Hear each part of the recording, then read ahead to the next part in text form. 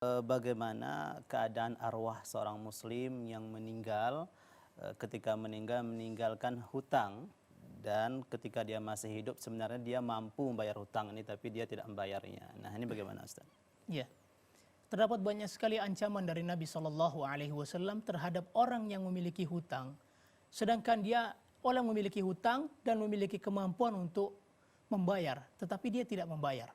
Dalam sebuah hadis, ya, hadis sahih, Rasulullah SAW bersabda, "Man tada'ayyuma rajulin tadayyana dainan wa huwa mujmi'un alla yuwaffiyahu iyyahu laqiyallaha sariqan."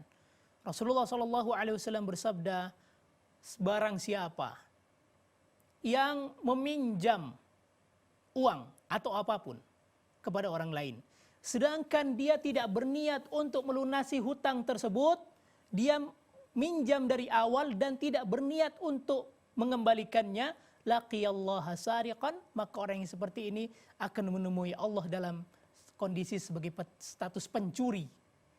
Dan Imam Al-Munawi mengatakan bahwa orang yang seperti ini dia akan dikumpulkan nanti di akhirat bersama para pencuri dan akan mendapatkan hukuman sebagaimana layaknya para pencuri.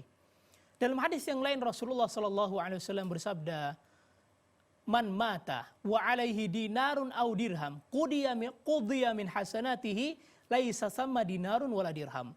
Barang siapa yang mati sedangkan dia masih memiliki hutang, ya, maka akan dibalas dengan kebaikan-kebaikannya nanti di akhirat. Karena pada hari itu tidak ada dinar dan tidak ada dirham.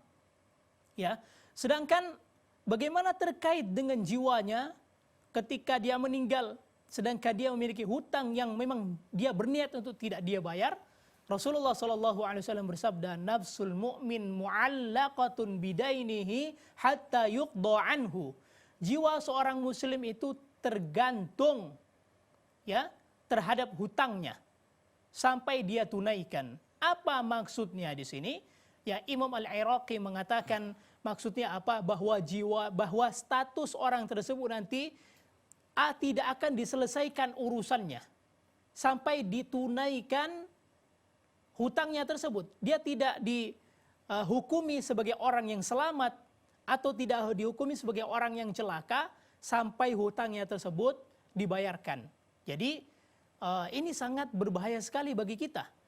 Apalagi dalam sebuah hadis Rasulullah SAW bersabda, "Walladzi nafsi biyadih."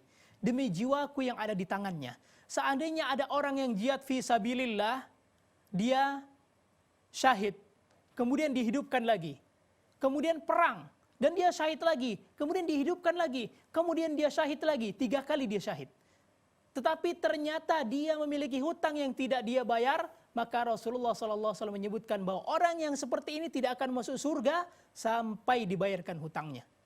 Jadi perkara hutang ini bukan perkara yang kecil, ya.